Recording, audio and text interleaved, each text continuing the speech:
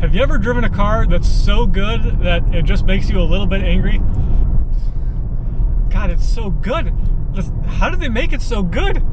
It's so much money, but it's so good. I've driven $200,000 cars that aren't this good.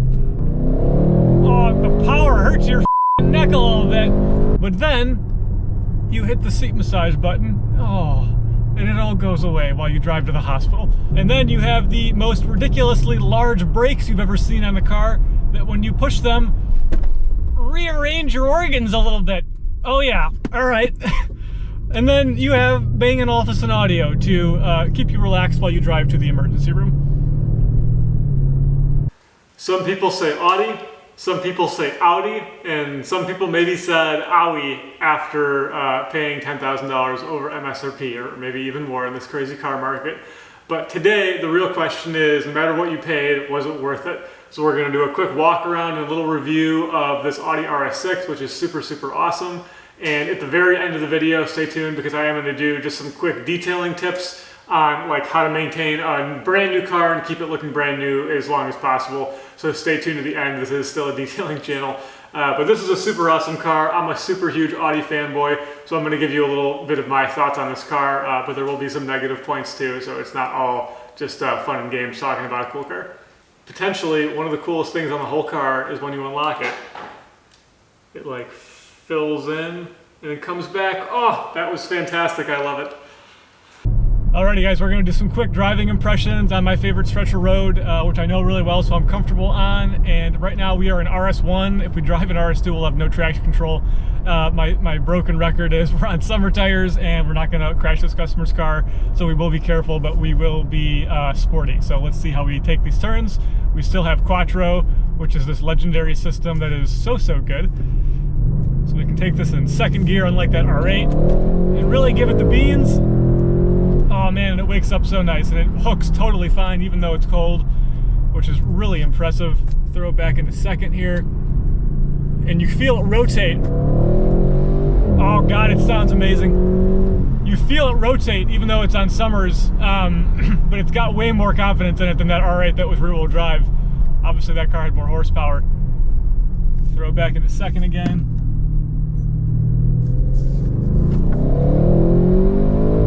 Oh man, I mean it gets going, no doubt, but it's really got that confidence, and you can feel the steering is rock solid. So you know, driving a car like this in 70-degree weather is going to be a totally different experience. It's so wildly comfortable in here. It's in RS1 right now with the valves open, so if I switched it down into being valves closed, it would be a totally relaxed, you know, summer drive that would be totally quiet and totally wonderful to drive. So the car is really fantastic for a daily driver. It's probably one of the best cars you can buy right now, in my opinion. Exterior styling on this car is fantastic. It looks exactly like you would expect the new generation of Audi S6, or in this case the RS6, to look. It's very frustrating for me personally as a fan of the BMW, the F80 M3, that when I saw the G80, the front end was such a different design language that it just didn't connect with me. I was like, what happened? I don't understand how we got so far away from where it should have been, especially when the other cars in that lineup match what they're supposed to look like through the 3, 4, 5, 6 series. So this car looks exactly like an Audi should look. Very aggressive in the front, but it maintains all the lines it's supposed to have. We have the RS6 wagon back in America for the first time in a while, which is super exciting. So we have this wonderful swept back look. You know, the lights are all modern, but by no means have we left the design language of what Audi has always been for a very, very long time. So 10 out of 10. I mean, they literally nailed it. It couldn't have been any more perfect on the outside of the way this car looks, in my opinion. We have interior styling, and this is going to be a love-hate for some people because some people want their analog things. They want analog rotating buttons for air conditioning, and they want, you know, analog RPM. And a lot of Porsche people are like that, and I totally understand it. But in my opinion, I don't think Audi has ever had any serious brand connection to analog anything. Like, they don't have some really iconic instrument cluster that has to be a certain way like Porsche has with their instrument cluster. So this car has 3 big screens in it. I'm a big screen person, so I think this is super, super cool.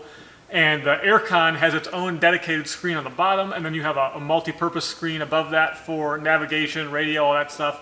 And then you have the virtual cockpit, and literally Audi coined it the virtual cockpit.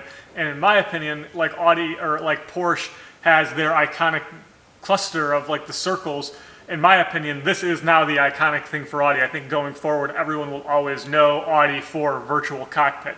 I think this is it. This is where it starts for them, where now they actually do have a branding iconic thing that will be virtual cockpit.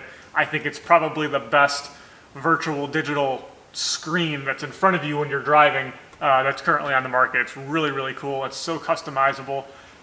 It's really fantastic. So I'm a huge fan of that. We do have some carbon fiber stuff up here, which we'll talk about in a little bit. Other than that, all the materials are very nice. There's very little plastic in here. Most of it is leather, like aluminum. And I mean, honestly, almost the entire inside of the car is leather. The bottom parts by the doors on the bottom are plastic, but that's pretty standard on almost any car nowadays. Outside of that, we have Bang & Olufsen audio, which is super cool, and it raises up out of the dash, which our C7 does as well. But this is just kind of continuing that really cool like speaker raising out. I know Mercedes has the stuff that like unscrews out, which is also very cool. I think everyone's kind of doing their own audio system now where it's got to do something. It's got to screw out or come out of something, or just having a speaker in the door is not enough anymore. And my personal favorite part about the entire thing, on the entire inside of this car, this is the color seat that you buy when you buy one of these cars. This black on brown leather is the most amazing looking interior to me. I love this color. I'll put an annotation of what the name of it is because I can't think of the name of it. It's like terracotta or something. I don't know. That's not it, but I'll put the annotation up there. And then we have this really amazing. We used to call it diamond stitch, and I don't know what we would call it anymore. It's like a hexagon thing. It's beautiful. I love it. Audi, you guys did an absolutely amazing job designing the inside of this car. It is a very nice place to spend your time, and these are very comfortable seats to sit in, and it's very high-tech and futuristic, and it's what you would expect for the natural progression of new generation cars to be. Everything fits and feels like it's supposed to be. So if I wasn't going to buy one of these, what would I buy? Well, the only reason I wouldn't want to buy one of these is because I would want a sedan and not a hatchback, like a wagon. So if you wanted to buy a wagon, this is it. This is the pinnacle of wagons right here. But if you wanted to buy a sedan, I would probably want an RS6 sedan, but that doesn't exist. So an M5 competition would be really high on the list. I love that car. It looks like a proper sedan, just like this looks like a proper wagon. So the M5 competition has amazing proportions. It has an amazing side profile. It has amazing headlights, amazing taillights. It looks like the modern version of what an M5 is supposed to look like. If you lined all the M5s up and looked at them, you'd be like, yeah, that's it. That's what it's supposed to look like in 2022. It has normal kidney grills in the front, unlike the horrendous ones on the front of the M4 and M3. I literally, to this day, I have no idea what happened there. Someone went into the design office and was like, hey, I got an idea. Let's just totally change the way the branding looks on all of our cars for 2 models and keep the rest of them all totally the same. Literally, I have no idea what happened there. It's crazy. So thankfully, the M5 retains the normal front end of what a BMW is supposed to look like, and it looks fantastic. So the inside of that car also looks really, really good. Again, we have a very similar virtual cockpit in the M5 competition. Arguably way better looking seats because you can get full carbon backed like racing seats inside that M5, which I think are some of the coolest looking seats that are in a sedan that you can drive your kid to school in. Like, are you kidding me? And then for many of you, one of the most important things, the M5 competition is outrageously fast. So it's faster than this car. And you can tune that car and do some things to it and make it just really, really fast. So the M5 competition kind of is the ultimate sedan, if that's what you're looking for. But if you want a wagon and you want to take a family road trip and put all your stuff in the back of this thing and drive across the United States somewhere, or go 3 hours from Illinois to Wisconsin or something, this is totally the ride. This is a family car. It's the ultimate dad car. It's the ultimate mom car. It's just like my idea of a really, really awesome family, practical, real-world car that you can drive and not be like, guilty that you bought a 911 that only really seats 2. Because this still, for a lot of people, has the cool factor of driving like a 911. So this really is pretty top tier to me to have as a car in your fleet. If you're looking to buy something that is cool, practical, fast, it's kind of going to do it all for you. For things I don't like, I definitely don't like the carbon fiber on the inside. It's kind of unfinished looking. Normally carbon is either matte, which is like a matte clear coat, or it has like a gloss clear coat. This is literally just carbon fiber with nothing on top, like it's exposed weave, which looks kind of strange. It almost looks like inexpensive vinyl wrap. It's just kind of strange and seems a little out of place. I don't know why they opted for that or if it's an option, but I kind of think that's the only way that you can do it. It always bothers me in any car when there's like dead buttons, like buttons that don't have a clickable function to it. Like I wish they had just either designed that to be 2 buttons, or they could have designed it to be 3 buttons and that actually would have been a button in the center.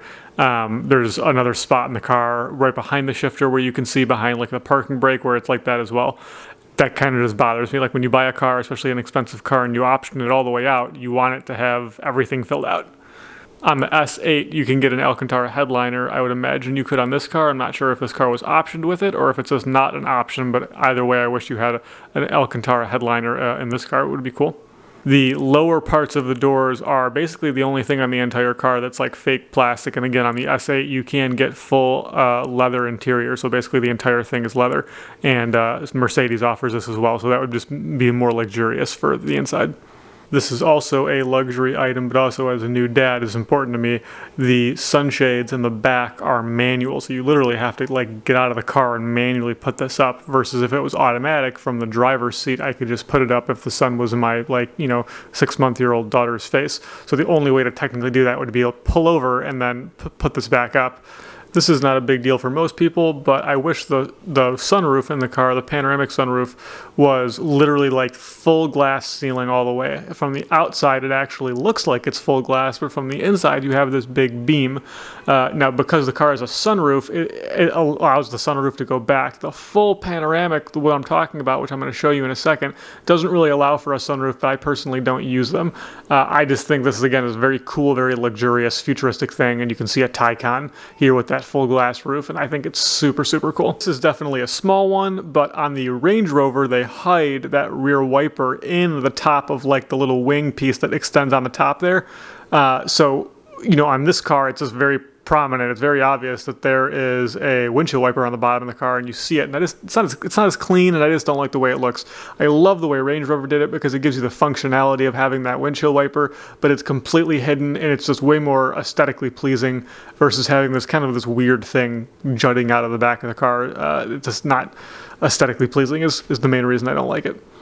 Alrighty guys, last but not least, like I said, this is still a detailing channel, so let's go over a couple things that you can do at home, DIY, that will help keep your brand new car looking new longer, and it's only going to take a couple products. Alright, first up we have Geon Interior Detailer. This is a relatively new product, and it's super awesome to basically use this as like a quick detailer, but for interior purposes. So you spray this into your towel, and then you just wipe down your seats, wipe down your dash, wipe down even interior glass with this product. This has some alcohol in it, so it's really great on like piano black trim, on gloss carbon fiber trim, on screens like the virtual cockpit and all the other screens inside. And that's why I said you could even use it on interior glass, because this will evaporate out with that alcohol, almost like a window cleaner. Because it has alcohol in it, it is actually certified now as killing like 99.9% of germs in your car. So during cold season and stuff like that, you can use this and kind of rest a little easier on your steering wheel and things you touch, knowing the car's a little bit cleaner. When this isn't going to cut it, you're going to jump up to Geon Leather Cleaner and grab a Geon Leather brush, and you're going to do agitation, and that's actually going to clean the leather and get dirt off of it, which will stop things like dye transfer. Speaking of dye transfer, this product is called G-Technic Leather Guard. So after you have cleaned the leather with Geon Leather Cleaner, and you use something like this to clean the residue off and just make sure the inside's clean, you'll put Leather Shield on. Now this is leather ceramic, but it's very consumer friendly. So this isn't like hardcore real ceramic in the sense that this is real ceramic, but there are ceramics that if a consumer just kind of haphazardly puts on a car, you can run into a lot of problems and it will look very bad on the car. This is very, very easy to apply, but will only last around 3 months, maybe 6 months if you have like a 911 and you only drive a little bit. On a car like this, it's daily driven, I would reapply this every 3 months. You spray it into a towel a couple times, and then you rub it onto the leather, flip that over, buff it back off, you're good to go. This, I don't know the price, but I'll put the price like right here. And this is very affordable. Every new car owner should buy one of these and be reapplying this every 3 months. It's a no-brainer. It will help your seats look cleaner, longer. It'll help them not crack. It'll help from UV damage, especially on convertible cars where the leather is exposed to the sun a lot more. It's super awesome. And on top of all of what I just said, it does also help keep the interior germ-free. All right, the absolute foundation of everything is a good soap, and we sell a couple different soaps now. I don't talk a lot about GSF, and I should talk about it more. It's a fantastic soap. I kind of didn't like it at first because of the smell, but I warmed up to it. It's very heavy cherry smell. It kind of smells like Luden's cough drops. For some people who go way back, it kind of smells like children's cough medicine. For me, it smells a little bit like that, but like I said, I did kind of warm up to this, so I don't mind it. I really started to actually like it a lot. And more importantly than the smell, it cleans very well. It works very well on ceramic coated cars. It will obviously work on non-ceramic coated cars. And this company, Koshemi, they make some good stuff. You're gonna see more Koshemi stuff as time goes on, because I think this company is doing a really, really good job, and they're starting to import their stuff to America more. So they have a pretty big lineup that we haven't really seen all of it yet. But a great soap is a good start. This is where you're gonna start. Every couple months when you're doing a wash, you wanna really do a deep clean. That's where CarPro Lift comes in. This is a snow foam, but this is a pre-rinse. So this is gonna foam a lot in your foam cannon. So you're gonna foam your car with this, let it dwell for 5 minutes, maybe even more if you want to. Just be careful doing that not in the sun. You wanna do it in the shade. Now when you're done doing this, you just rinse this back off. Then you grab a product like GSF, you foam the car again, then you go in with the wash pad and you wash the car. So these kinds of products work, these work together, right? But you don't do this every single time unless you're like going mudding every weekend or something. You only use Lift like every 3 months or so when you really want to get a deep clean and get a little extra. This is just a stronger soap compared to this. You don't need to do this every time though. And then last but certainly not least, we need a good wax. So you might call this wax, or the average person might call this wax. I like to call these products ceramic sealant. You'll see this is called Cure, and it's probably hard to see on camera, but there is real ceramic in here, and you can kind of see the way it's sticking to the bottle on the inside. It's interesting, weird stuff. So Gion Cure is a ceramic-based sealant. So there is real ceramic in here. It's not a wax, but you use it like a wax. So I don't like spraying this directly onto the car. This is a brand new bottle. Normally there's a spray bottle, a spray handle. And I would spray this similar to the other products into a towel once or twice. Then you take that and you do the whole fender, right? Then you spray it into the towel once or twice. Then you do a whole door. The whole car should only take 20 sprays or something like that. So this is a small bottle, but this little amount will go a long way. Unbelievable gloss. Really good water beating. It rebonds and is designed to rebond to your ceramic coating. So it's really it's a really good sacrificial layer that's designed to rebound to your ceramic coating and to keep it healthy, looking good, water beating. You can put this on wheels.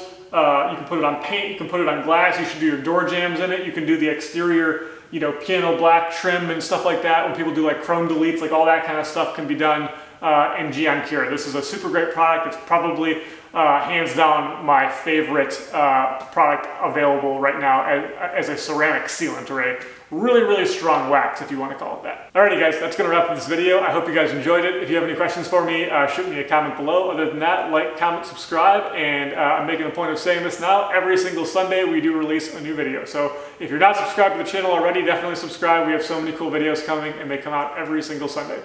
So we'll see you next Sunday. Until then.